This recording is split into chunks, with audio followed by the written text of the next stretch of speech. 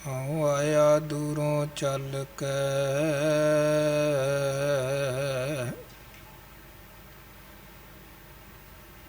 ਮੈਂ ਤੱਕੀ ਤਉ ਸਰਨਾਏ ਜਿਉ।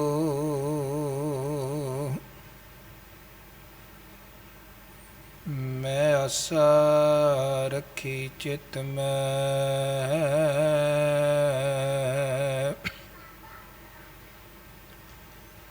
ਮੇਰਾ ਸਭੋ ਦੁੱਖ ਗਵਾਏ ਜਿਉ।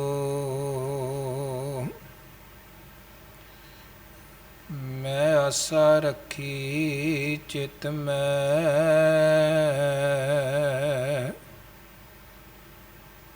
ਮੇਰਾ ਸਭੋ ਦੁੱਖ ਗਵਾਏ ਜਿਉ। ਇਤ ਮਾਰਗ ਚੱਲੈ ਭਾਈੜੈ, ਗੁਰ ਕਹੈ ਸੋ ਕਾਰ ਕਮਾਏ ਜਿਉ।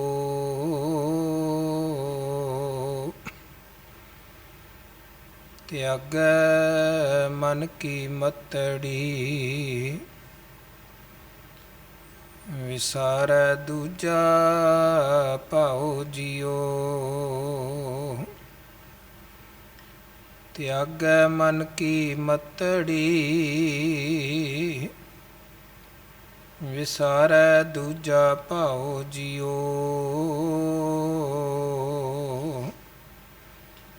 ਇਉ ਪਾਵੈ ਹਰਿ ਦਰਸਾਵੜਾ,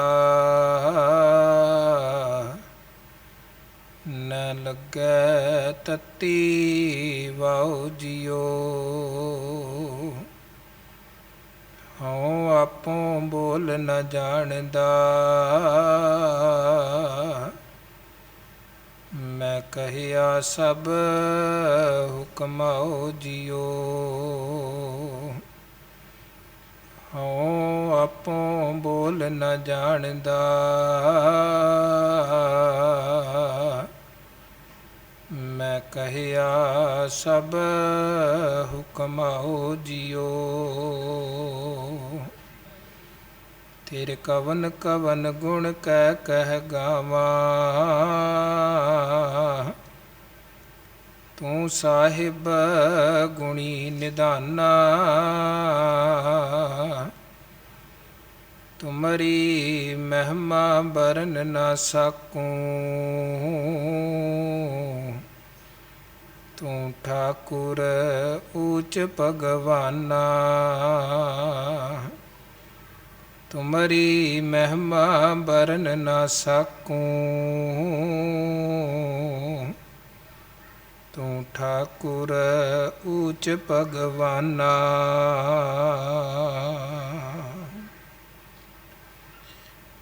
ਜੁਗੋ ਜੁਗ ਅਟਲ ਸਤਿਗੁਰੂ ਗੁਰਗੱਦੀ ਤੇ ਸੁਭਾਇਮਾਨ ਦਸਾਂ ਪਾਤਸ਼ਾਹੀਆਂ ਦੀ ਜੋਤ, ਗਰੀਬ ਨਵਾਜ਼ ਸਤਿਗੁਰੂ ਸਾਹਿਬ ਸ੍ਰੀ ਗੁਰੂ ਗ੍ਰੰਥ ਸਾਹਿਬ ਜੀ ਮਹਾਰਾਜ ਜੀ ਦੀ ਪਾਵਨ ਪਵਿੱਤਰ ਮੁਬਾਰਕ ਅੰਮ੍ਰਿਤਮਈ ਹਜ਼ੂਰੀ ਵਿਖੇ ਜੁੜ ਬੈਠੀ ਗੁਰੂ ਰੂਪ ਗੁਰੂ ਕੀ ਸਾਜੀ ਔਰ ਨਿਵਾਜੀ ਸਾਧ ਸੰਗਤ, ਗੁਰੂ ਸਾਹਿਬ ਜੀ ਦੀਆਂ ਬੇਅੰਤ ਬੇਅੰਤ ਰਹਿਮਤਾਂ ਔਰ ਬਖਸ਼ਿਸ਼ਾਂ ਹੋਈਆਂ ਹਨ। ਰੋਜ਼ਾਨਾ ਦੀ ਤਰ੍ਹਾਂ ਗੁਰੂ ਕੇ ਪਾਵਨ ਪਵਿੱਤਰ ਦਰਬਾਰ ਵਿਖੇ ਰਾਤਰੀ ਦੇ ਦੀਵਾਨਾਂ ਦੀ ਹਾਜ਼ਰੀ ਭਰ ਰਹੇ ਹਾਂ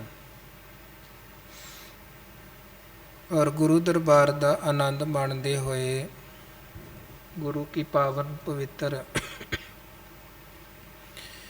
ਇਲਾਹੀ ਅੰਮ੍ਰਿਤਮਈ ਧੁਰ ਕੀ ਔਰ ਸਾਚੀ ਬਾਣੀ ਦੇ ਸ਼ਬਦ ਕੀਰਤਨ ਗੁਰੂ ਘਰ ਦੇ ਕੀਰਤਨੀਆਂ ਪਾਸੋਂ ਪਿਆਰ ਸਤਿਕਾਰ ਸਹਿਤ ਆਪ ਜੀ ਨੇ ਸ਼ਰਵਣ ਕੀਤੇ ਹਨ। ਮੇਰੇ RAM ਰਾਏ ਤੂੰ ਸੰਤਾਂ ਕਾ ਸੰਤ ਤੇਰੇ, ਤੇਰੇ ਸੇਵਕ ਕੋ ਭਉ ਕਿਛ ਨਾਹੀ, ਜਮ ਨਹੀਂ ਆਵੈ ਨੇਰੇ। ਇਦੋਂ ਅੱਗੇ ਸਤਿਗੁਰੂ ਬੜੇ ਪਿਆਰੇ ਬਚਨ ਕਰਦੇ, ਕਹਿੰਦੇ ਜੋ ਤੇਰੇ ਰੰਗ ਰਾਤੇ ਸੁਆਮੀ, ਤਿਨਕਾ ਜਨਮ ਮਰਨ ਦੁੱਖ ਨਾਸਾ। ਹੇ ਸੁਆਮੀ ਮਾਲਕ ਜੀ, ਜਿਹੜੇ ਤੁਹਾਡੇ ਰੰਗ 'ਚ ਰੰਗੇ ਗਏ, ਉਹਨਾਂ ਦਾ ਜੰਮਣ ਮਰਨ ਦਾ ਗੇੜ ਮੁੱਕ ਗਿਆ, ਨਾਸ਼ ਹੋ ਗਿਆ।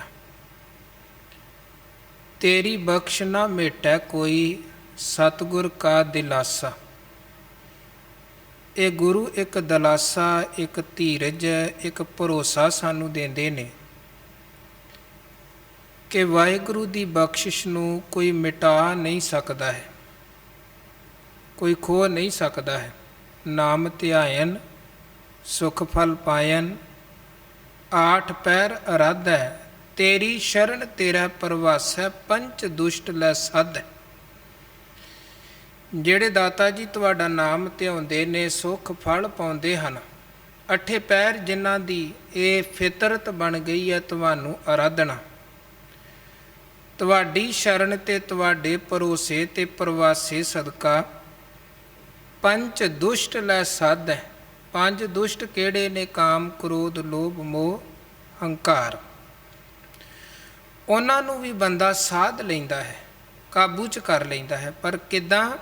ਤੇਰੀ ਸ਼ਰਨ ਤੇਰਾ ਪ੍ਰਵਾਸੈ, ਤੇਰੀ ਸ਼ਰਨ 'ਚ ਜੁੜ ਕੇ ਮਾਲਕ ਜੀ ਤੁਹਾਡਾ ਆਸਰਾ ਸਹਾਰਾ ਲੈ ਕੇ। ਸੋ ਗੁਰੂ ਅਰਜਨ ਦੇਵ ਮਹਾਰਾਜ ਜੀ ਦੀ ਰਸਨਾ ਤੋਂ ਉਚਾਰਨ ਇਹ ਸੂਹੀ ਰਾਗ ਦੇ ਪਾਵਨ ਬਚਨ ਕੀਰਤਨ ਰੂਪ 'ਚ ਆਪ ਜੀ ਨੇ ਸ਼ਰਵਣ ਕੀਤੇ। ਉਪਰੰਤ ਆਓ ਗੁਰਬਾਣੀ ਵਿਚਾਰ ਦੀ ਲੜੀ ਦੇ ਨਾਲ ਮਨ ਬਿਰਤੀਆਂ ਨੂੰ, ਸੁਰਤ ਬਿਰਤੀਆਂ ਨੂੰ ਜੋੜੀਏ। ਸਭ ਤੋਂ ਪਹਿਲਾਂ ਗੁਰੂ ਬਖਸ਼ੀ ਫਤਿਹ ਪ੍ਰਵਾਨ ਕਰੋ। ਗੱਜ ਵੱਜ ਕੇ ਆਖੋ ਜੀ, ਵਾਹਿਗੁਰੂ ਜੀ ਕਾ ਖਾਲਸਾ, ਵਾਹਿਗੁਰੂ ਜੀ ਕੀ ਫਤਿਹ।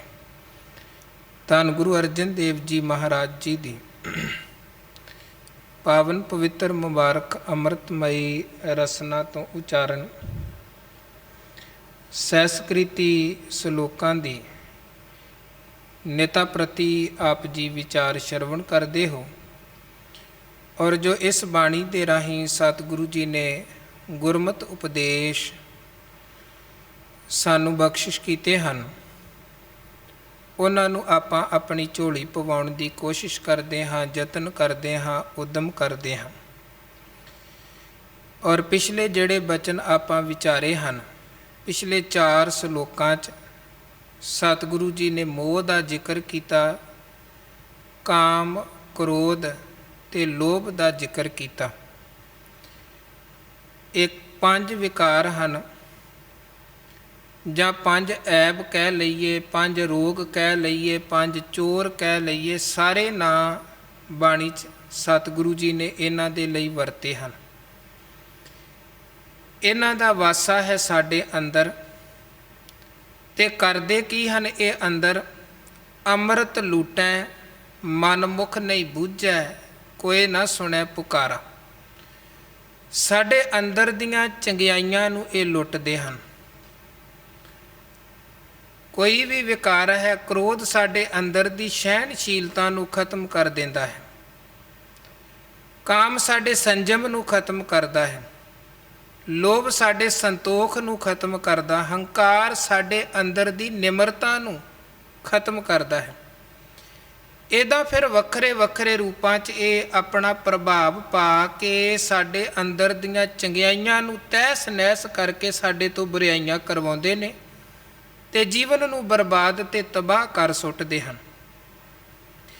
ਇੱਕ ਜਗ੍ਹਾ ਭਗਤ ਰਵਿਦਾਸ ਸਾਹਿਬ ਕਹਿੰਦੇ ਕਿ ਪਸ਼ੂਆਂ ਪੰਛੀਆਂ 'ਚ ਵੀ ਦੋਖ ਹਨ, ਘਾਟਾਂ ਹਨ, ਤੇ ਉਹਨਾਂ ਦੇ ਇੱਕ ਇੱਕ ਘਾਟ ਉਹਨਾਂ ਨੂੰ ਲੈ ਡੁੱਬਦੀ ਹੈ। ਮ੍ਰਿਗ, ਮੀਨ, ਭਰਿੰਗ, ਪਤੰਗ, ਕੁੰਚਰ, ਏਕ ਦੋਖ ਵਿਨਾਸ਼, ਪੰਚ ਰੋਗ ਅਸਾਧ ਜਾਮੈ, ਤਾਕੀ ਕੇਤਕ ਆਸ। 5 ਜੀਵਾਂ ਦਾ ਜ਼ਿਕਰ ਉਹਨਾਂ ਨੇ ਕੀਤਾ ਹੈ। ਮ੍ਰਿਗ, ਮੀਨ, ਭਰਿੰਗ, ਪਤੰਗ, ਕੁੰਚਰ। ਹਿਰਨ ਦਾ ਜ਼ਿਕਰ, ਪਤੰਗੇ ਦਾ ਜ਼ਿਕਰ, ਮੱਛੀ ਦਾ ਜ਼ਿਕਰ ਔਰ ਹਾਥੀ ਦਾ ਜ਼ਿਕਰ, ਪਤੰਗੇ ਦਾ ਜ਼ਿਕਰ। ਮਹਾਰਾਜ ਕਹਿੰਦੇ ਇੱਕ ਇੱਕ ਐਬ ਉਹਨਾਂ ਨੂੰ ਲੈ ਡੁੱਬਿਆ। ਤੇ ਮਨੁੱਖ ਦੇ ਅੰਦਰ ਕੀ ਹੈ? ਉਹਨਾਂ ਦੇ ਅੰਦਰ ਇੱਕ ਇੱਕ ਐਬ ਜੀਵਨ ਬਰਬਾਦੀ ਦਾ ਕਾਰਨ ਬਣ ਗਿਆ। ਤੇਰੇ ਅੰਦਰ ਗੁਰੂ ਕਹਿੰਦੇ 5 ਐਬ ਬੈਠੇ ਹਨ। ਤੇ ਜਿਹਨੂੰ ਇੱਕ ਬਿਮਾਰੀ ਹੈ, ਜੇ ਇੱਕ ਬਿਮਾਰੀ ਵਾਲਾ ਨਹੀਂ ਬਚ ਰਿਹਾ ਤੂੰ ਤੇ 5 ਅਸਾਧ ਰੋਗਾਂ ਦਾ ਗਰਸਿਆ ਹੈ, ਤੂੰ ਕਿੱਦਾਂ ਬਚ ਸਕਦਾ ਹੈ? ਅਸਾਧ ਦਾ ਮਤਲਬ ਹੈ ਲਾ ਇਲਾਜ। ਗੁਰੂ ਕਹਿੰਦੇ ਜਿਹਦੇ ਅੰਦਰ 5 ਲਾ ਇਲਾਜ ਬਿਮਾਰੀਆਂ ਹੋਣ, ਰੋਗ ਹੋਣ, ਵਿਕਾਰ ਐਬ ਹੋਣ, ਉਹਦੇ ਬਚਣ ਦੀ ਆਸ ਕਿੱਦਾਂ ਕੀਤੀ ਜਾ ਸਕਦੀ ਹੈ? ਨਹੀਂ ਬਚ ਸਕਦਾ। ਫਿਰ ਵੀ ਸਤਿਗੁਰੂ ਕਿਉਂਕਿ ਸਾਡਾ ਸਹਾਰਾ ਨੇ, ਗੁਰੂ ਸਾਨੂੰ ਰਸਤਾ ਦੱਸਦੇ ਹਨ। ਇਹਨਾਂ ਵਿਕਾਰਾਂ ਦਾ ਕੀ ਤੇ ਕਿਵੇਂ ਪ੍ਰਭਾਵ ਸਾਡੇ ਜੀਵਨ 'ਤੇ ਪੈਂਦਾ ਹੈ, ਵਿਕਾਰਾਂ ਦੇ ਪ੍ਰਭਾਵ 'ਚ ਕਿੱਦਾਂ ਬੰਦਾ ਕਰਮ ਕਮਾਉਂਦਾ, ਸਾਰਾ ਕੁਝ ਗੁਰੂ ਨੇ ਸਾਡੇ ਸਾਹਮਣੇ ਰੱਖਿਆ ਹੈ। ਫਿਰ ਇਹਨਾਂ ਤੋਂ ਬਚਣ ਦਾ ਤਰੀਕਾ ਦੱਸਿਆ। ਮਾਲਕ ਦੀ ਸ਼ਰਨ 'ਚ ਜੁੜ ਜਾਵੋ, ਸਮਰਪਿਤ ਹੋ ਜਾਵੋ, ਤੇ ਫਿਰ ਗੁਰੂ ਬਾਂਹ ਫੜ ਕੇ ਕਾਮ ਕ੍ਰੋਧ ਲੋਭ ਮੋਹ ਮਨ ਲੀਨਾ ਬੰਧਨ ਕਾਟ ਮੁਕਤ ਗੁਰ ਕੀਨਾ। ਗੁਰੂ ਇਹ ਵਿਕਾਰਾਂ ਦੇ ਬੰਧਨ ਕੱਟ ਕੇ ਸਾਨੂੰ ਵਿਕਾਰਾਂ ਤੋਂ ਖਲਾਸੀ ਬਖਸ਼ਦੇ ਹਨ। ਸਤਿਗੁਰੂ ਸੱਚੇ ਪਾਤਸ਼ਾਹ ਜੀ ਦੀ ਇਸ ਪਾਵਨ ਪਵਿੱਤਰ ਬਾਣੀ ਦੇ 48 ਨੰਬਰ ਸ਼ਲੋਕ ਤੱਕ ਆਪ ਜੀ ਨੇ ਵਿਚਾਰ ਸ਼ਰਵਣ ਕੀਤੀ ਹੈ। 48 ਨੰਬਰ ਸ਼ਲੋਕ 'ਚ ਲੋਭ ਬਾਰੇ ਸਤਿਗੁਰੂ ਜੀ ਨੇ ਜ਼ਿਕਰ ਕੀਤਾ। ਵਿਸਥਾਰ ਸਹਿਤ ਆਪ ਜੀ ਨੇ ਕੱਲ ਉਹ ਵਿਚਾਰ ਸ਼ਰਵਣ ਕੀਤੇ ਸਨ। ਮਹਾਰਾਜ ਕਹਿੰਦੇ ਲੋਭ 'ਚ ਫਸਿਆ ਹੋਇਆ ਮਨੁੱਖ ਐਸਾ ਬੇਸ਼ਰਮ ਹੁੰਦਾ ਹੈ, ਨਾ ਉਹਨੂੰ ਮਿੱਤਰ ਦਾ, ਨਾ ਉਹਨੂੰ ਮਾਤਾ ਪਿਤਾ ਦਾ, ਨਾ ਗੁਰੂ ਦਾ ਅਦਬ ਰਹਿੰਦਾ ਹੈ, ਨਾ ਕਿਸੇ ਸੰਬੰਧੀ ਰਿਸ਼ਤੇਦਾਰ ਦਾ। ਲੋਭੀ ਮਨੁੱਖ ਕਿਸੇ ਦੇ ਨਾਲ ਕਿਸੇ ਵਕਤ ਵੀ ਛਲ ਕਰ ਸਕਦਾ, ਧੋਖਾ ਕਰ ਸਕਦਾ, ਕਪਟ ਕਰ ਸਕਦਾ ਹੈ। ਤੇ ਆਪਾਂ ਕੁਝ ਦ੍ਰਿਸ਼ਟਾਂਤ ਵੀ ਕੱਲ ਸਾਂਝੇ ਕੀਤੇ ਸਨ, ਮੁੱਖ ਰੂਪ ਦੇ ਵਿੱਚ ਗੰਗੂ ਦੀ ਗੱਲ ਔਰ ਇਸੇ ਤਰ੍ਹਾਂ ਤੇਜੋ ਮਸੰਦ ਦੀ ਗੱਲ, ਜਿਨ੍ਹਾਂ ਨੇ ਲੋਭ ਵਸ ਗੁਰੂ ਦਾ ਭੈ ਵੀ ਮਨ ਚੋਂ ਭੁਲਾ ਦਿੱਤਾ। ਖੈਰ ਇਦੋਂ ਅੱਗੇ ਅੱਜ ਦੇ ਪਾਵਨ 49 ਨੰਬਰ ਸ਼ਲੋਕ ਅੰਦਰ ਸਤਿਗੁਰੂ ਸੱਚੇ ਪਾਤਸ਼ਾਹ ਜੀ ਜ਼ਿਕਰ ਕਰਦੇ ਹਨ ਅਹੰਕਾਰ ਦਾ। ਬਾਣੀ 'ਚ ਅਨੇਕਾਂ ਨਾਮ ਇਹਦੇ ਬਾਰੇ ਵੀ ਸਤਿਗੁਰੂ ਨੇ ਵਰਤੇ ਨੇ।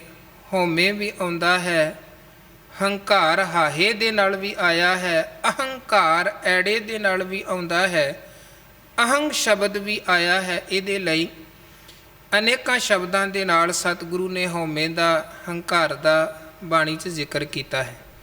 ਗੁਰੂ ਮਹਾਰਾਜ ਸੱਚੇ ਪਾਤਸ਼ਾਹ ਜੀ ਕਹਿੰਦੇ, ਹੇ ਜਨਮ ਮਰਨ ਮੂਲੰ ਅਹੰਕਾਰੰ ਪਾਪਾਤਮਾ। ਹੇ ਪਾਪੀ ਹੰਕਾਰ, ਤੂੰ ਜੰਮਣ ਮਰਨ ਦੇ ਗੇੜ ਦਾ ਕਾਰਨ ਹੈ। ਗੁਰੂ ਨਾਨਕ ਮਹਾਰਾਜ ਨੂੰ ਜਦੋਂ ਸਿੱਧਾਂ ਜੋਗੀਆਂ ਨੇ ਪੁੱਛਿਆ ਉਤਪਤੀ ਦਾ ਕਾਰਨ ਕੀ ਹੈ, ਕਿਤ ਕਿਤ ਬਿਦ ਜਗ ਉਪਜੈ ਪੁਰਖਾ, ਤੇ ਗੁਰੂ ਨਾਨਕ ਮਹਾਰਾਜ ਨੇ ਉੱਥੇ ਬਚਨ ਕਹੇ ਸਨ, ਹਉਮੈ ਵਿੱਚ ਜਗ ਉਪਜੈ ਪੁਰਖਾ। ਹੰਕਾਰ ਕਰਕੇ ਉਤਪਤੀ ਹੈ, ਹੰਕਾਰ ਕਰਕੇ ਬੰਦਾ ਰੱਬ ਤੋਂ ਆਤਮਾ ਵਿਛੜ ਗਈ, ਵਿਛੜ ਕੇ ਫਿਰ ਅੱਗੇ ਜੰਮਣਾ ਮਰਨਾ, ਇਹ ਗੇੜ ਲਗਾਤਾਰ ਚੱਲਦਾ ਹੈ। ਹੰਕਾਰ ਦਾ ਕੰਮ ਹੈ ਤੋੜਨਾ। ਹੰਕਾਰ ਮਨੁੱਖ ਨੂੰ ਮਨੁੱਖ ਤੋਂ ਤੋੜਦਾ, ਮਨੁੱਖ ਨੂੰ ਮਨੁੱਖਤਾ ਤੋਂ ਤੋੜਦਾ, ਗੁਰੂ ਤੋਂ ਤੋੜਦਾ, ਪਰਮੇਸ਼ਰ ਤੋਂ ਤੋੜਦਾ ਹੈ। ਤੇ ਬਾਣੀ 'ਚ ਹੰਕਾਰ ਦੀ ਜਿਹੜੀ ਕੰਧ ਹੈ, ਦੀਵਾਰ ਹੈ, ਉਹਦਾ ਬਹੁਤ ਥਾਵਾਂ ਤੇ ਗੁਰੂ ਸਾਹਿਬ ਨੇ ਜ਼ਿਕਰ ਕੀਤਾ। ਕਹਿੰਦੇ ਧਨ ਪਿਰਕਾ ਇੱਕ ਹੀ ਸੰਗ ਵਾਸਾ ਵਿੱਚ ਹਉਮੈ ਭੀਤ ਕਰਾਰੀ। ਰੱਬ ਸਾਡੇ ਤੋਂ ਦੂਰ ਨਹੀਂ ਹੈ, ਮਾਲਕ ਤਾਂ ਸਾਡੇ ਬਿਲਕੁਲ ਨਾਲ ਬਲਕਿ ਅੰਦਰ ਹੀ ਬੈਠਾ ਹੈ, ਪਰ ਵਿੱਚ ਇੱਕ ਹੰਕਾਰ ਦਾ ਪਰਦਾ ਹੈ। ਉਹ ਪਰਦਾ ਵੀ ਕੋਈ ਬਹੁਤ ਵੱਡਾ ਪਰਦਾ ਨਹੀਂ ਹੈ। ਗੁਰੂ ਨੇ ਭੰਬੀਰੀ ਦੇ ਪਰਾਂ ਦੀ ਗੱਲ ਕੀਤੀ ਹੈ ਕਿ ਜਿਵੇਂ ਉਹ ਬਿਲਕੁਲ ਮਾਮੂਲੀ ਜੇ ਉਹਦੇ ਪਰ ਹੁੰਦੇ ਨੇ, ਇਸੇ ਤਰ੍ਹਾਂ ਦਾ ਇਹ ਹੰਕਾਰ ਦਾ ਇੱਕ ਪਰਦਾ ਹੈ। ਪਰ ਪਰਦਾ ਵਿੱਥ ਬਣਾ ਦਿੰਦਾ ਹੈ, ਦੋ ਪਾਸੇ ਵੰਡ ਦਿੰਦਾ ਹੈ। ਹੁਣ ਕਿਸ ਚੀਜ਼ ਦਾ ਹੰਕਾਰ ਮਨੁੱਖ ਨੂੰ ਹੁੰਦਾ ਹੈ? ਬਾਣੀ 'ਚ ਇੱਕ ਤੇ ਸਤਿਗੁਰੂ ਨੇ ਸਿੱਧੀ ਗੱਲ ਇਹ ਕੀਤੀ ਕਿ ਮਨੁੱਖੀ ਸੁਭਾਅ ਹੈ ਕਿ ਜਬ ਕੱਛ ਪਾਵੈ ਤਬ ਗਰਭ ਕਰਤ ਹੈ।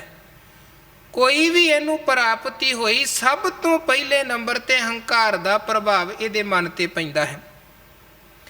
ਗੁਰੂ ਤੇਗ ਬਹਾਦਰ ਸਾਹਿਬ ਕਹਿੰਦੇ, ਧਨ ਜੋਬਨ ਪ੍ਰਭਤਾ ਕੇ ਮਦ ਮੈਂ ਅਹਨਿਸ ਫਿਰੈ ਦੀਵਾਨਾ।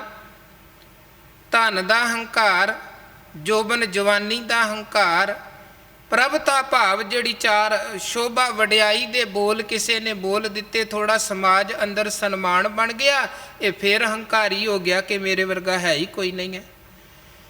ਫਿਰ ਗੁਰੂ ਮਹਾਰਾਜ ਕਹਿੰਦੇ ਇਹ ਬੰਦਾ ਧਰਮ ਕਰਮ ਵੀ ਕਰਦਾ ਹੈ, ਤੇ ਧਰਮ ਕਰਮ ਕਰਨ ਦਾ ਮਨੋਰਥ ਅਸਲ 'ਚ ਇਹ ਹੁੰਦਾ ਹੈ ਕਿ ਅਸੀਂ ਅੰਦਰ ਦੀਆਂ ਬੁਰਾਈਆਂ ਨੂੰ ਖਤਮ ਕਰੀਏ, ਹਉਮੈ ਹੰਕਾਰ ਨੂੰ ਖਤਮ ਕਰੀਏ, ਵਿਕਾਰਾਂ ਨੂੰ ਖਤਮ ਕਰੀਏ। ਪਰ ਗੁਰੂ ਤੇਗ ਬਹਾਦਰ ਸਾਹਿਬ ਕਹਿੰਦੇ ਗੱਲ ਇਦੋਂ ਉਲਟ ਬਣਦੀ ਹੈ। ਤੀਰਥ ਵਰਤ ਅਰ ਦਾਨ ਕਰ, ਮਨ ਮੈਂ ਧਰੈ ਗੁਮਾਨ। ਬੰਦਾ ਇੱਦਾਂ ਬਾਹਰੋਂ ਧਰਮ ਕਰਮ ਕਰਦਾ ਹੈ, ਪਰ ਅੰਦਰ ਉਹਦਾ ਗੁਮਾਨ ਤੇ ਉਹਦਾ ਅਭਿਮਾਨ ਹੰਕਾਰ ਧਾਰਨ ਕਰ ਲੈਂਦਾ ਹੈ। ਇੱਕ ਭੋ ਲੱਥੀ ਨਾਤਿਆਂ, ਦੋਇ ਭੋ ਚੜੀਐ ਸਹੋਰ। ਇੱਦਾਂ ਫਿਰ ਕੋਈ ਧਰਮ ਕਰਮ ਕਰੇ ਬੰਦਾ ਤਾਂ ਹੰਕਾਰੀ, ਕੋਈ ਬਹੁਤਾ 4 ਦਿਨ ਪਾਠ ਕਰ ਲਵੇ ਫਿਰ ਕਹਿੰਦਾ ਮੇਰੇ ਜਿੰਨਾ ਪਾਠ ਕਰਨ ਵਾਲਾ ਹੀ ਕੋਈ ਨਹੀਂ ਹੈ, ਮੇਰੇ ਜਿੰਨਾ ਸਤਸੰਗੀ ਕੋਈ ਨਹੀਂ ਹੈ, ਮੇਰੇ ਜਿੰਨਾ ਤੇ ਸਵਖਤੇ ਤੜਕੇ ਉੱਠ ਹੀ ਕੋਈ ਨਹੀਂ ਸਕਦਾ। ਜਿਹੜੇ ਕਰਮ ਕਰਨੇ ਸਨ ਹੰਕਾਰ ਨੂੰ ਛੱਡਣ ਦੇ ਲਈ, ਫਿਰ ਬੰਦਾ ਉਲਟਾ ਉਹਨਾਂ ਦਾ ਹੀ ਹੰਕਾਰ ਕਰਨ ਲੱਗ ਜਾਂਦਾ ਹੈ। ਕਬੀਰ ਸਾਹਿਬ ਨੇ ਸਾਨੂੰ ਸਮਝਾਇਆ ਹੈ ਕਿ ਇਹ ਜਿਹੜਾ ਗਰਭ, ਇਹ ਜਿਹੜਾ ਹੰਕਾਰ ਹੈ, ਇਹ ਖੁਆਰੀ ਦਾ ਕਾਰਨ ਬਣਦਾ। ਉਹਨਾਂ ਦੇ 4 ਸ਼ਲੋਕ ਹਨ ਲੜੀਵਾਰ, ਜਿਨ੍ਹਾਂ 'ਚ ਉਹਨਾਂ ਨੇ ਹੰਕਾਰ ਦੀ ਗੱਲ ਕੀਤੀ। ਕਹਿੰਦੇ ਕਬੀਰ ਗਰਭ ਨਾ ਕੀਜੀਐ, ਚਾਮ ਲਪੇਟੇ ਹਾੜ, ਹੈਵਰ ਉਪਰ ਛਤਰ ਧਰ, ਤੇ ਫੁਨ ਧਰਨੀ ਗਾੜ। ਕਾਇਆ ਦਾ ਸਰੀਰ ਤੇਰਾ ਤਕੜਾ ਵੀ ਹੈ, ਹੰਕਾਰ ਨਾ ਕਰ। ਕਹਿੰਦੇ ਹੰਕਾਰ ਨਾ ਕਰ, ਜਿੰਨਾ ਮਰਜ਼ੀ ਤੂੰ ਵੱਡੇ ਤੋਂ ਵੱਡਾ ਮਹਾਨ ਤੇ ਉੱਚੇ ਰੁਤਬਿਆਂ ਦਾ ਮਾਲਕ ਵੀ ਬਣੇ, ਤੇਰੇ ਸਿਰ ਤੇ ਛਤਰ ਵੀ ਝੁੱਲਣ ਲੱਗ ਜਾਣ, ਫਿਰ ਇੱਕ ਦਿਨ ਹੋਣਾ ਕੀ ਹੈ, ਤੂੰ ਮਿੱਟੀ 'ਚ ਮਿੱਟੀ ਹੋਣਾ ਹੈ, ਮਿੱਟੀ 'ਚ ਮਿੱਟੀ ਹੋਣਾ ਹੈ। ਹਮੇਸ਼ਾ ਤੇਰੇ ਸਿਰ ਤੇ ਛਤਰ ਕੋਈ ਨਹੀਂ ਝੁੱਲਦੇ ਰਹਿਣੇ ਹਨ। ਫਿਰ ਉਹ ਕਹਿੰਦੇ ਕਬੀਰ ਗਰਬ ਨਾ ਕੀਜੀਐ, ਉੱਚਾ ਦੇਖ ਆਵਾਸ। ਜੇ ਸਾਡਾ ਘਰ ਰਹਿਣ ਵਾਲਾ ਮਹਿਲ ਬਹੁਤ ਸੋਹਣਾ ਬੜਾ ਉੱਚਾ ਹੈ, ਤੇ ਕਹਿੰਦੇ ਤੂੰ ਗਰੀਬਾਂ ਦੀਆਂ ਝੁੱਗੀਆਂ ਨਿੱਕੇ ਘਰ ਵੇਖ ਕੇ ਹੰਕਾਰ ਨਾ ਕਰ ਕਿ ਮੇਰੇ ਵਰਗਾ ਮਹਿਲ ਕਿਸੇ ਦਾ ਨਹੀਂ, ਘਰ ਕਿਸੇ ਦਾ ਨਹੀਂ ਹੈ। ਉਹ ਕਹਿੰਦੇ ਕਬੀਰ ਗਰਬ ਨਾ ਕੀਜੀਐ, ਉੱਚਾ ਦੇਖ ਆਵਾਸ। ਆਜ ਕਾਲ ਭੋਏ ਲੇਟਣਾ, ਉੱਪਰ ਜਾਮੈ ਘਾਸ। ਕਹਿੰਦੇ ਅੱਜ ਨਹੀਂ ਤੇ ਕੱਲ ਫਿਰ ਜ਼ਮੀਨ 'ਚ ਹੀ ਆਏਗਾ। ਜਿਹੜੀ ਮਿੱਟੀ 'ਚੋਂ ਪੈਦਾ ਹੋਇਆ ਉਸੇ ਮਿੱਟੀ 'ਚ ਇੱਕ ਦਿਨ ਮਿੱਟੀ ਹੋਣਾ ਹੈ, ਦੱਬਿਆ ਜਾਏਗਾ, ਸਾੜਿਆ ਜਾਏਗਾ, ਉੱਥੇ ਘਾਹ ਹੀ ਉੱਗਣਾ। ਕਿਹੜੀ ਚੀਜ਼ ਦਾ ਹੰਕਾਰ ਕਰ ਰਿਹਾ ਹੈ। ਕਬੀਰ ਗਰਬ ਨਾ ਕੀਜੀਐ, ਰੰਕ ਨਾ ਹੱਸੀਐ ਕੋਏ। ਫਿਰ ਕਹਿੰਦੇ ਜੇ ਤੇਰੇ ਕੋਲ 4 ਟਕੇ ਬਹੁਤੇ ਹਨ ਤੇ ਸਾਹਮਣੇ ਗਰੀਬ ਹੈ ਕੋਈ, ਤੇ ਗਰੀਬ ਤੇ ਹੱਸ ਨਾ, ਆਪਣੇ 4 ਟਕਿਆਂ ਦਾ ਹੰਕਾਰ ਨਾ ਕਰ। ਇੱਕ ਜਗ੍ਹਾ ਕਬੀਰ ਸਾਹਿਬ ਦਾ ਬਚਨ ਕਹਿੰਦੇ ਕਹਾਂ ਨਰ ਗਰਬਸ ਥੋੜੀ ਬਾਤ। ਕਬੀਰ ਜੀ ਕਹਿੰਦੇ ਕਿਹੜਾ ਥੋੜੀ ਜਿਹੀ ਗੱਲ ਦਾ ਤੂੰ ਹੰਕਾਰ ਕਰ ਰਿਹਾ, ਤੇਰੇ ਪੱਲੇ ਹੈ ਕੀ ਹੈ। ਕਹਾਂ ਨਰ ਗਰਬਸ ਥੋੜੀ ਬਾਤ, ਮਨ 10 ਨਾਜ ਟਕਾ 10 ਗਾਠੀ ਐਡੋ ਟੇਢੋ ਜਾਤ। ਪੱਲੇ ਕੀ ਹੈ। ਕਹਿੰਦੇ ਵੱਧ ਤੋਂ ਵੱਧ ਕੋਈ 10 ਮਣ ਅਨਾਜ ਤੇਰੇ ਕੋਲ ਹੋਏਗਾ, 4 ਟਕੇ ਤੇਰੇ ਕੋਲ ਹੋਣਗੇ, ਤੂੰ ਐਡਾ ਵੀ ਕੀ ਹਾਸਲ ਕਰ ਲਿਆ ਕਿ ਬੜਾ ਟੇਢਾ ਟੇਢਾ ਹੋ ਕੇ ਚੱਲਦਾ ਕਿ ਦੂਜੇ ਤੇ ਹੈ ਹੀ ਕੁਝ ਨਹੀਂ ਤੇ ਮੈਂ ਹੀ ਸਾਰਾ ਕੁਝ ਹਾਂ। ਕਬੀਰ ਸਾਹਿਬ ਕਹਿੰਦੇ ਕਬੀਰ ਗਰਬ ਨਾ ਕੀਜੀਐ, ਰੰਕ ਨਾ ਹੱਸੀਐ ਕੋਏ। ਅਜੋ ਸੋ ਨਾਉ ਸਮੁੰਦਰ ਮੈਂ ਕਿਆ ਜਾਨੋ ਕਿਆ। ਕੋਈ ਪਤਾ ਨਹੀਂ ਬੇੜਾ ਤੇਰਾ ਵੀ ਉਸੇ ਸਮੁੰਦਰ 'ਚ ਹੈ। ਕੋਈ ਛਲ ਤੈਨੂੰ ਵੀ ਫਰਸ਼ ਤੋਂ ਅਰਸ਼ ਤੋਂ ਫਰਸ਼ ਤੇ ਲਿਆ ਸਕਦੀ ਹੈ। ਤੂੰ ਵੀ ਉੱਚੀਆਂ ਪਾਤਸ਼ਾਹੀਆਂ ਤੋਂ ਫਕੀਰੀਆਂ ਤੇ ਕੰਗਾਲੀਆਂ ਤੇ ਆ ਸਕਦਾ, ਐਵੇਂ ਹੰਕਾਰ ਨਾ ਕਰ। ਤੇ ਚੌਥੇ ਨੰਬਰ ਤੇ ਉਹਨਾਂ ਕਿਹਾ ਕਬੀਰ ਗਰਬ ਨਾ ਕੀਜੀਐ, ਦੇਹੀ ਦੇਖ ਸੁਰੰਗ। ਆਜ ਕਾਲ ਤਜ ਜਾਓਗੇ ਜਿਉਂ ਕੁੰਚਰੀ ਭਯੰਗ, ਜਿਉਂ ਕਾਂਚਰੀ ਭਯੰਗ। ਕਹਿੰਦੇ ਜਿਵੇਂ ਤੂੰ ਆਪਣੇ ਸੋਹਣੇ ਤਨ ਦਾ ਹੰਕਾਰ ਨਾ ਕਰਕੇ ਮੈਂ ਬੜਾ ਸੋਹਣਾ। 4 ਚੀਜ਼ਾਂ ਦੀ ਗੱਲ ਇੱਥੇ ਕੀਤੀ। ਪਹਿਲੇ ਨੰਬਰ ਤੇ ਕਹਿੰਦੇ ਤੂੰ ਆਪਣੇ ਰਾਜ ਭਾਗ ਦਾ ਹੰਕਾਰ ਨਾ ਕਰ, ਉੱਚੇ ਮਹਿਲਾਂ ਦਾ ਹੰਕਾਰ ਨਾ ਕਰ। ਦੂਜੇ ਨੰਬਰ ਤੇ ਕਿਹਾ, ਤੀਜੇ ਨੰਬਰ ਤੇ ਕਿਹਾ ਤੇਰੇ ਕੋਲ 4 ਟਕੇ, ਤੂੰ ਉਹਦਾ ਹੰਕਾਰ ਨਾ ਕਰ। ਚੌਥੇ ਨੰਬਰ ਤੇ ਕਹਿੰਦੇ ਜੇ ਤੇਰੇ ਕੋਲ ਸੁੰਦਰਤਾ ਹੈ, ਜੋਬਨ ਹੈ, ਤੂੰ ਉਹਦਾ ਵੀ ਹੰਕਾਰ ਨਾ ਕਰ। ਇਹ ਜੋਬਨਤਾ ਜਵਾਨੀ ਦਾ ਕੀ, ਇਹ ਵੀ ਇੱਕ ਦਿਨ ਬਿਨਸ ਜਾਂਦੀ ਹੈ, ਜਿਵੇਂ ਸੱਪ ਦੀ ਕੁੰਜ ਉਤਰ ਜਾਂਦੀ, ਇੱਦਾਂ ਹੀ ਪੈਦਾ ਹੁੰਦਾ। ਫਿਰ ਤਰ੍ਹਾਂ ਤਰ੍ਹਾਂ ਦੀਆਂ ਕਰੀਮਾਂ ਅਤੇ ਹੋਰ ਚੀਜ਼ਾਂ ਦਾ ਬੰਦਾ ਪ੍ਰਬੰਧ ਕਰਦਾ ਕਿ ਮੈਂ ਸੋਹਣਾ ਦਿਸਾਂ। ਇਹ ਹਮੇਸ਼ਾ ਸ਼ੋਭਾ ਸੁੰਦਰਤਾ ਵੀ ਹਮੇਸ਼ਾ ਰਹਿਣ ਵਾਲੀ ਨਹੀਂ ਹੈ।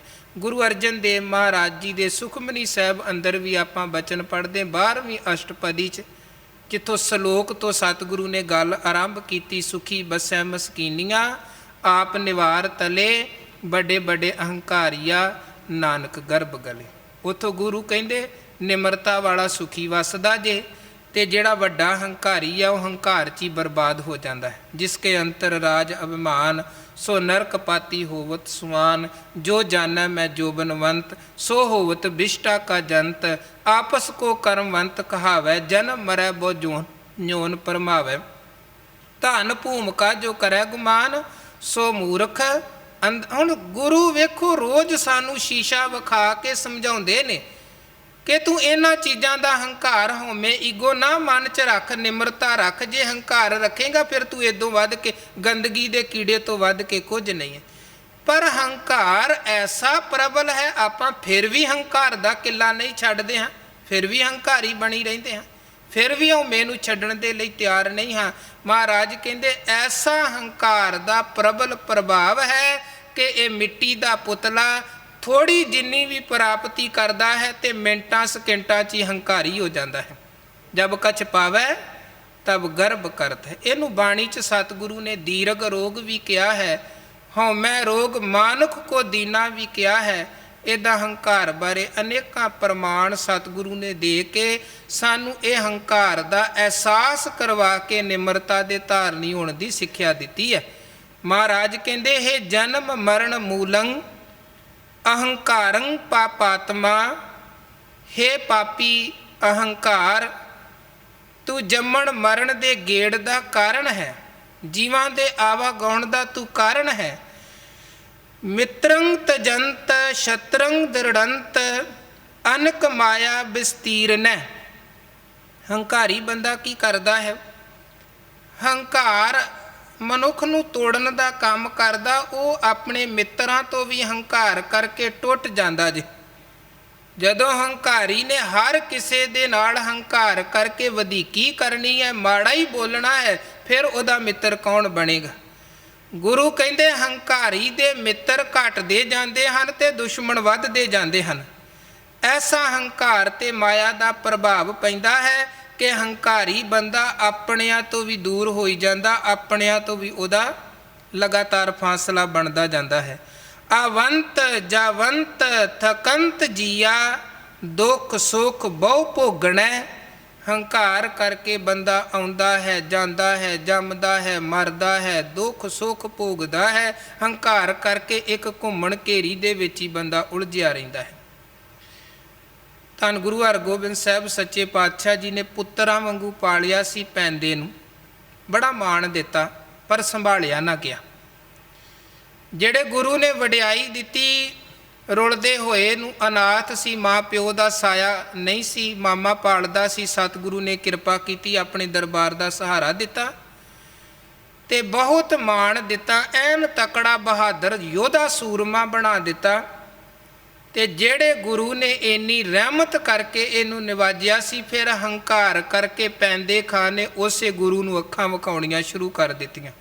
ਜਿੱਥੇ ਮਿੱਤਰਤਾ ਚਾਹੀਦੀ ਸੀ, ਜਿੱਥੇ ਸ਼ਰਧਾ ਭਾਵਨਾ ਦੇ ਨਾਲ ਝੁਕਣਾ ਚਾਹੀਦਾ ਸੀ, ਉੱਥੋਂ ਟੁੱਟ ਗਿਆ। ਗੁਰੂ ਗੋਬਿੰਦ ਸਿੰਘ ਸਾਹਿਬ ਜੀ ਦੇ ਦਰਬਾਰ ਦੇ ਵਿੱਚ ਵੀ ਇੱਕ ਸਿੱਖ ਭਾਈ ਨੰਦ ਚੰਦ, ਇਹਨੂੰ ਮਹਾਰਾਜ ਨੇ ਆਪਣਾ ਦੀਵਾਨ ਬਣਾਇਆ ਸੀ, ਬੜਾ ਮਾਣ ਇਹਨੂੰ ਦਿੰਦੇ ਸਨ।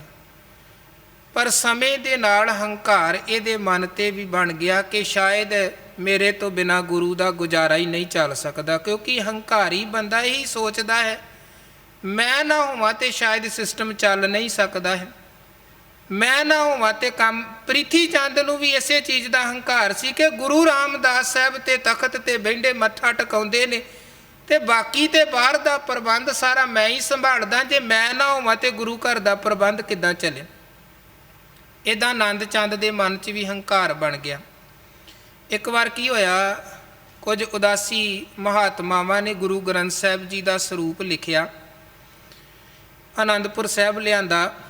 ਗੁਰੂ ਗੋਬਿੰਦ ਸਿੰਘ ਮਹਾਰਾਜ ਜੀ ਦੇ ਉਹਨਾਂ ਦੀ ਭਾਵਨਾ ਸੀ ਕਿ ਸਤਿਗੁਰੂ ਸਰੂਪ ਨੂੰ ਵੇਖ ਲੈਣ, ਫਿਰ ਸਹੀ ਲਗਾ ਦੇਣ, ਆਪਣੇ ਦਸਤਖਤ ਕਰ ਦੇਣ, ਫਿਰ ਅਸੀਂ ਸਮਝਾਂਗੇ ਕਿ ਸਾਡੀ ਸੇਵਾ ਪ੍ਰਵਾਨ ਹੋ ਗਈ। ਬੜਾ ਸੋਹਣਾ ਸਰੂਪ ਉਹਨਾਂ ਲਿਖਿਆ ਸੀ।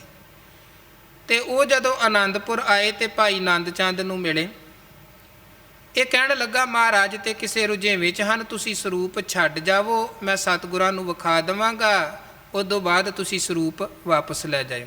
ਇਹਨੇ ਭੇਜ ਦਿੱਤਾ, ਪਰ ਨੀਅਤ ਇਹਦੀ ਬੇਈਮਾਨ ਹੋ ਗਈ ਕਿ ਇੰਨਾ ਸੋਹਣਾ ਸਰੂਪ ਮੈਂ ਆਪਣੇ ਕੋਲ ਰੱਖਦਾ। ਕੁਝ ਸਮੇਂ ਬਾਅਦ ਉਹ ਮਹਾਤਮਾ ਫੇਰ ਆਏ। ਇਹਨੇ ਉਹਨਾਂ ਦੀ ਸਤਿਗੁਰਾਂ ਦੇ ਨਾਲ ਮੁਲਾਕਾਤ ਹੀ ਨਾ ਹੋਣ ਦਿੱਤੀ, ਟਾਲ ਦਿੱਤਾ ਤੇ ਫਿਰ ਵਾਪਸ ਭੇਜ ਦਿੱਤਾ, ਤੇ ਨਾ ਸਤਿਗੁਰਾਂ ਦੇ ਕੋਲ ਗੱਲ ਕੀਤੀ ਸਰੂਪ ਦੀ ਕਿ ਸਰੂਪ ਮੇਰੇ ਕੋਲ ਹੈ।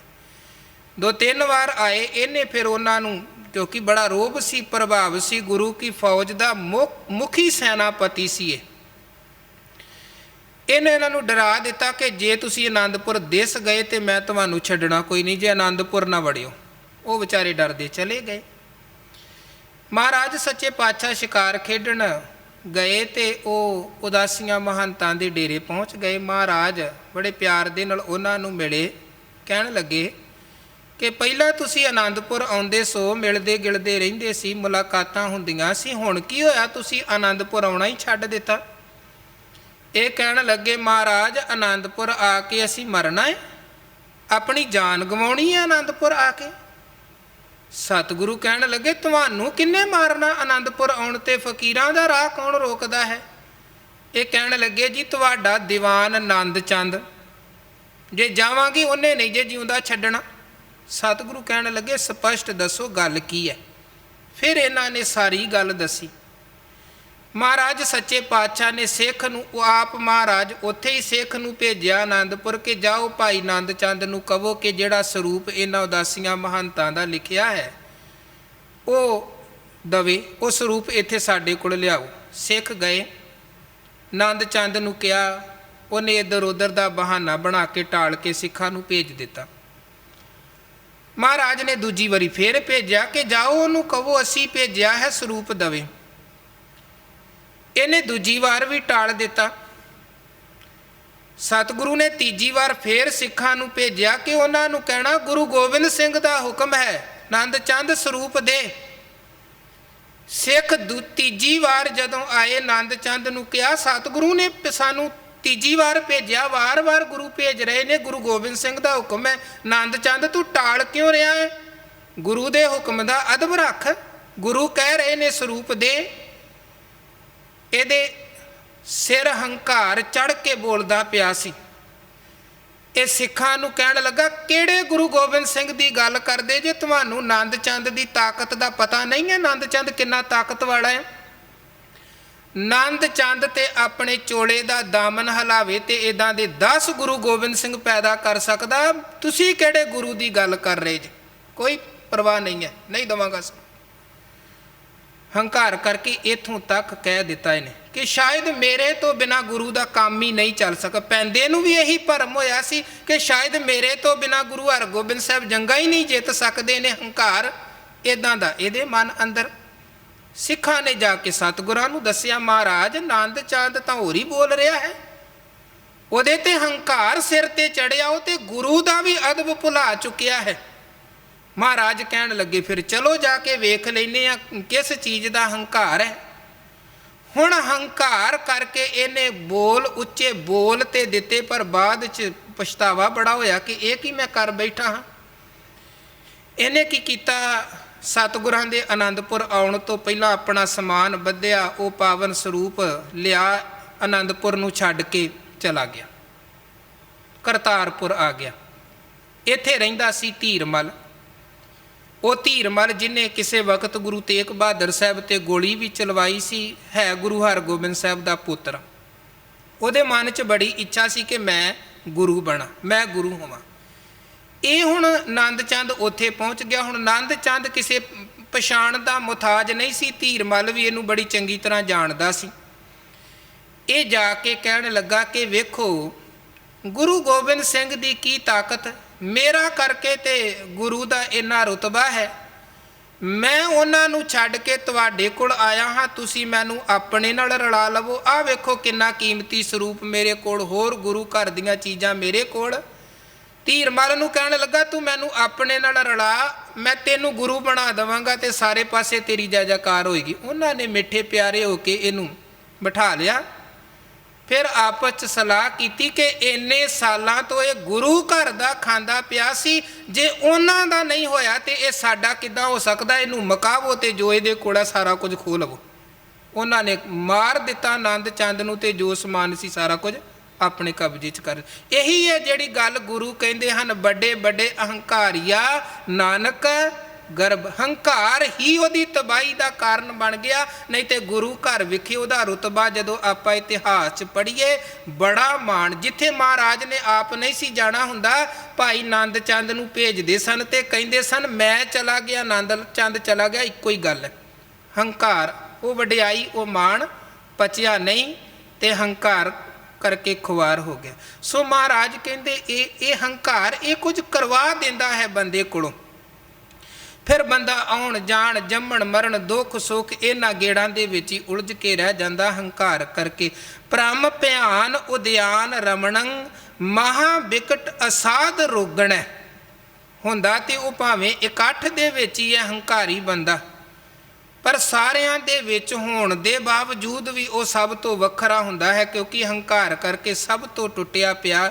ਤੇ ਗੁਰੂ ਕਹਿੰਦੇ ਹੰਕਾਰੀ ਦੀ ਹਾਲਤ ਇੱਦਾਂ ਜੇ ਜਿਵੇਂ ਕੋਈ ਬੰਦਾ ਉਜਾੜ ਬੀਆਬਾਨ ਦੇ ਵਿੱਚ ਭਟਕ ਰਿਹਾ ਹੋਵੇ। ਹੰਕਾਰੀ ਨੂੰ ਮਹਾ ਬਿਕਟ ਅਸਾਧ ਰੋਗਣ ਹੈ, ਬੜਾ ਵੱਡਾ ਬੜਾ ਭਿਆਨਕ ਅਸਾਧ ਭਾਵ ਲਾ ਇਲਾਜ ਰੋਗ ਹੈ ਹੰਕਾਰ ਦਾ। ਹੁਣ ਕਿੱਦਾਂ ਇਸ ਰੋਗ ਤੋਂ ਬਚਿਆ ਜਾ ਸਕਦਾ ਹੈ? ਅਖੀਰ 'ਚ ਮਹਾਰਾਜ ਉਹ ਵੀ ਸਮਝਾਉਂਦੇ ਨੇ ਕਿ ਵੈਦਿਅੰਗ ਪਾਰ ਬ੍ਰਹਮ ਪਰਮੇਸ਼ਵਰ ਅਰਾਧ ਨਾਨਕ ਹਰ ਹਰ ਹਰੇ। ਵੈਦਿਅੰਗ ਤੱਦੇ ਦੇ ਸਿਹਾਰੀ ਅੱਗੇ ਐੜਾ ਲਗਾ ਕੇ ਉੱਪਰ ਟਿੱਪੀ ਲੱਗ ਕੇ ਇਹਦਾ ਉਚਾਰਨ ਹੋਣਾ ਹੈ। ਵੈਦ ਹੈ ਪਰਮਾਤਮਾ ਅਕਾਲ ਪੁਰਖ, ਔਸ਼ਧੀ ਹੈ ਪਰਮਾਤਮਾ ਦੇ ਨਾਮ ਰੂਪੀ ਦਾਰੂ, ਸਰਬ ਰੋਗ ਕਾ ਔਖਦ ਨਾਮ। ਮਹਾਰਾਜ ਕਹਿੰਦੇ ਤੂੰ ਸਮਰਪਿਤ ਹੋ ਜਾ ਮਾਲਕ ਅੱਗੇ, ਗੁਰੂ ਅੱਗੇ। ਤੇ ਜਦੋਂ ਮਾਲਕ ਦੇ ਚਰਨਾਂ 'ਚ ਸਮਰਪਿਤ ਹੋਵਾਂਗੇ ਫਿਰ ਉਹ ਪਰਮੇਸ਼ਰ ਰੂਪੀ ਵੈਦ, ਨਿਰੰਕਾਰ ਗੁਰੂ ਰੂਪੀ ਵੈਦ ਮਿਹਰ ਕਰੇਗਾ। ਜਦੋਂ ਮਾਲਕ ਨੂੰ ਅਰਾਧਾਂਗੇ ਤੇ ਮਾਲਕ ਦੇ ਹੁਕਮ ਦੇ ਵਿੱਚ ਚੱਲਾਂਗੇ, ਫਿਰ ਹੰਕਾਰ ਤੋਂ ਖਲਾਸੀ, ਹੰਕਾਰ ਤੋਂ ਛੁਟਕਾਰਾ ਪ੍ਰਾਪਤ ਹੋਵੇਗਾ। ਜਪਜੀ ਸਾਹਿਬ 'ਚ ਵੀ ਮਹਾਰਾਜ ਕਹਿੰਦੇ ਜਿਹੜਾ ਹੁਕਮ ਨੂੰ ਬੁੱਝ ਲੈਂਦਾ ਹੈ, ਨਾਨਕ ਹੁਕਮ ਹੈ ਜੇ ਬੁੱਝੈ ਤਾਂ ਹਉਮੈ ਕਹੈ ਨਾ ਕੋਈ। ਜਿਹਨੇ ਉਹਦੀ ਰਜਾ ਨੂੰ ਸਮਝ ਲਿਆ, ਇਹ ਸਮਝ ਲਿਆ ਕਿ ਸਾਰਾ ਕੁਝ ਉਹਦੀ ਰਜਾ 'ਚ ਵਰਤ ਰਿਹਾ ਹੈ, ਮੇਰੀ ਕੋਈ ਪਾਇਆ ਨਹੀਂ ਹੈ, ਮੇਰੀ ਕੋਈ ਤਾਕਤ ਨਹੀਂ ਹੈ, ਮੈਂ ਤੇ ਇੱਕ ਮਿੱਟੀ ਦਾ ਪੁਤਲਾ ਹਾਂ, ਜਿਵੇਂ ਉਹ ਨਚਾਉਂਦਾ ਮੈਂ ਨੱਚਦਾ, ਜਿਵੇਂ ਬੁਲਾਉਂਦਾ ਬੋਲਦਾ ਹਾਂ, ਮੇਰੀ ਕੋਈ ਪਾਇਆ ਨਹੀਂ। ਜਿਹਨੇ ਇਸ ਚੀਜ਼ ਨੂੰ ਸਮਝ ਲਿਆ ਫਿਰ ਉਹਦੇ 'ਤੇ ਹੰਕਾਰ ਦਾ ਕੋਈ ਪ੍ਰਭਾਵ ਨਹੀਂ ਹੈ, ਹਉਮੈ ਦਾ ਕੋਈ ਪ੍ਰਭਾਵ ਨਹੀਂ, ਉਹ ਹਉਮੈ ਤੋਂ ਮੁਕਤ ਹੁੰਦਾ ਹੈ। ਅੱਗੇ 50 ਨੰਬਰ ਸਲੋਕ 'ਚ ਇਹ ਸਲੋਕ ਅਰਦਾਸ ਰੂਪੀ ਸਲੋਕ ਹੈ। ਉਸ ਕਰਤੇ ਪੁਰਖ ਬੇਅੰਤ ਮਾਲਕ ਦੀ ਵਡਿਆਈ ਵੀ ਕੀਤੀ ਹੈ ਹਜ਼ੂਰ ਨੇ, ਨਾਲ ਅਰਦਾਸ ਵੀ ਕਰਦੇ ਹਨ। ਹੇ ਪ੍ਰਾਣ ਨਾਥ ਗੋਬਿੰਦੈ ਕਿਰਪਾ ਨਿਧਾਨ ਜਗਤ ਗੁਰੂ। ਹੇ ਪ੍ਰਾਣਾਂ ਦੇ ਨਾਥ, ਨਾਥ ਦਾ ਭਾਵ ਹੈ ਮਾਲਕ, ਗੋਬਿੰਦੈ ਧਰਤੀ ਨੂੰ ਸ੍ਰਿਸ਼ਟੀ ਨੂੰ ਪਾਲਣ ਵਾਲੇ ਵਾਹਿਗੁਰੂ ਜੀ, ਕਿਰਪਾ ਨਿਧਾਨ ਕਿਰਪਾ ਦੇ ਖਜ਼ਾਨੇ ਤੇ ਜਗਤ ਦੇ ਗੁਰੂ ਪਰਮੇਸ਼ਰ ਜੀਓ। ਹੇ ਸੰਸਾਰ ਤਾਪ ਹਰਨੈ ਕਰੁਣਾ ਮੈਂ ਸਭ ਦੁੱਖ ਹਰੋ। ਹੇ ਸੰਸਾਰ ਦਾ ਤਾਪ ਨਾਸ਼ ਕਰਨ ਵਾਲੇ ਵਾਹਿਗੁਰੂ ਜੀ, ਤੁਸੀਂ ਤਰਸ ਕਰਦੇ ਹੋ, ਦਇਆ ਕਰਦੇ ਹੋ ਤੇ ਜੀਵਾਂ ਦੇ ਦੁੱਖ ਤਾਂ ਰੋਗ ਸੋਗ ਇਹ ਹਰ ਦਿੰਦੇ ਹੋ, ਮੁਕਾ ਦਿੰਦੇ ਹੋ। ਤਿੰਨ ਤਰ੍ਹਾਂ ਦੇ ਤਾਪ ਦੀ ਗੱਲ ਗੁਰੂ ਬਾਣੀ 'ਚ ਕਰਦੇ ਹਨ। ਤੀਨੇ ਤਾਪ ਨਿਵਾਰਨ ਹਾਰਾ ਦੁੱਖ ਹੰਤਾ ਸੁਖ ਰਾਸ, ਤਾਕੋ ਬਿਗਨ ਨ ਕੋਊ ਲਾਗੈ ਜਾਂ ਕੀ ਪ੍ਰਭ ਆਗੈ ਅਰਦਾਸ। ਹੇ ਸ਼ਰਨ ਜੋਗ ਦਿਆਲੈ ਦੀਨਾਨਾਥ ਮਇਆ ਕਰੋ। ਹੇ ਸ਼ਰਨ ਜੋਗ, ਸ਼ਰਨ ਜੋਗ ਦਾ ਭਾਵ ਹੈ ਸ਼ਰਨ ਆਇਆਂ ਦੀ ਰੱਖਣ ਵਾਲੇ, ਸ਼ਰਨ ਆਇਆਂ ਦੀ ਬਾਂਹ ਫੜਨ ਵਾਲੇ ਦਿਆਲੂ ਪਰਮਾਤਮਾ ਜੀ।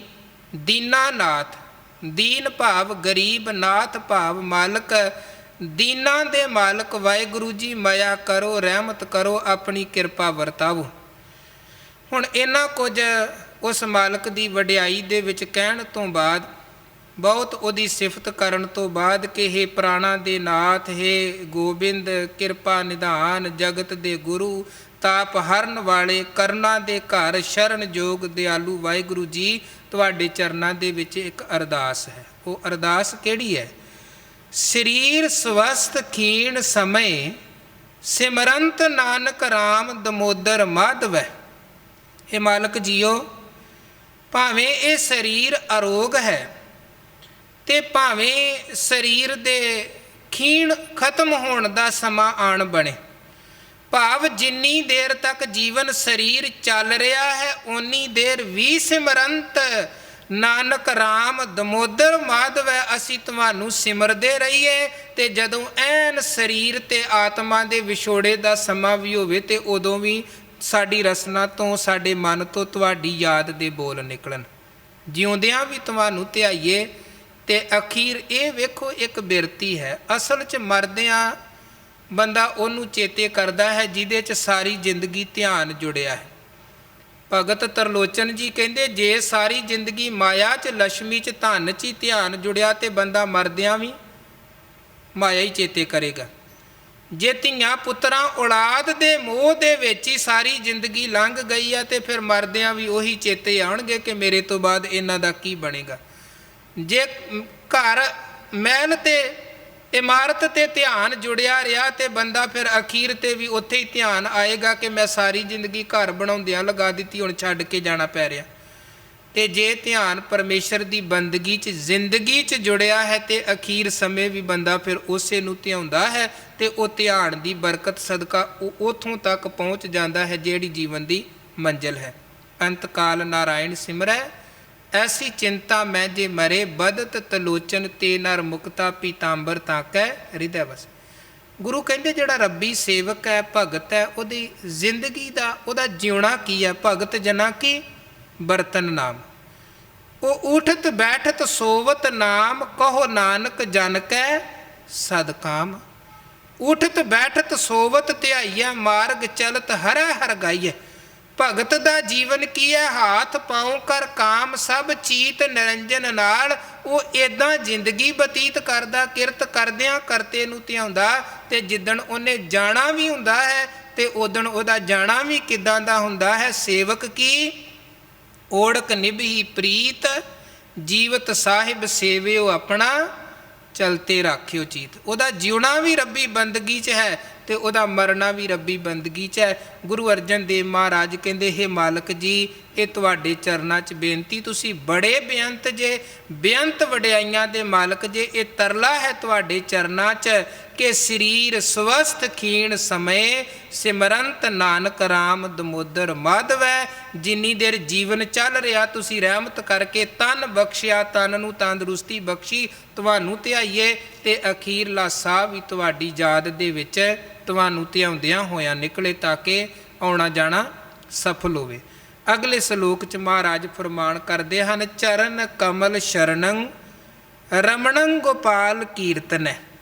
ਜਿਹੜੇ ਜੀਵ ਮਾਲਕ ਦੇ ਕਮਲ ਵਰਗੇ ਚਰਨਾਂ ਦੀ ਸ਼ਰਨ ਦਾ ਸਹਾਰਾ ਲੈਂਦੇ ਹਨ ਔਰ ਮਾਲਕ ਦੀ ਕੀਰਤੀ ਨੂੰ, ਗੋਪਾਲ ਸੰਸਾਰ ਨੂੰ ਪਾਲਣ ਵਾਲੇ ਪਰਮਾਤਮਾ ਦੀ ਵਡਿਆਈ ਸਿਫਤ ਸਲਾਹ ਦਾ ਰਮਣੰ ਕਰਦੇ ਨੇ, ਵਾਰ-ਵਾਰ ਧਿਆਉਂਦੇ ਹਨ। ਬਾਰੰਬਾਰ ਬਾਰ ਪ੍ਰਭ ਜਪੀਐ, ਪੀ ਅੰਮ੍ਰਿਤ ਇਹ ਮਨ ਤਨ ਧਰਪੀਐ। ਮਨ ਦੀ ਤੇ ਤਨ ਦੀ ਤ੍ਰਿਪਤੀ ਕਿੱਦਾਂ ਹੈ? ਬਾਹਰ ਦੇ ਪਦਾਰਥਾਂ 'ਚੋਂ ਕੋਈ ਨਹੀਂ ਰੱਜਿਆ ਹੈ। ਮਹਾਰਾਜ ਕਹਿੰਦੇ ਹਰ ਰਸ ਪੱਲੇ ਪਾਏ ਪੀਏ, ਹਰ ਰਸ ਬੌੜ ਨਾ ਤ੍ਰਿਸ਼ਨਾ ਲੱਗ ਗਿਆ ਹੈ। ਉਹਦੇ ਤੋਂ ਬਿਨਾਂ ਵਿਖਿਆ ਮੈਂ ਕਿਨਹੀ ਤ੍ਰਿਪਤ ਨਾ ਪਾਈ। ਮਾਲਕ ਦੀ ਕੀਰਤੀ ਸਾਡੇ ਅੰਦਰ ਨੂੰ ਤ੍ਰਿਪਤ ਕਰਦੀ ਹੈ।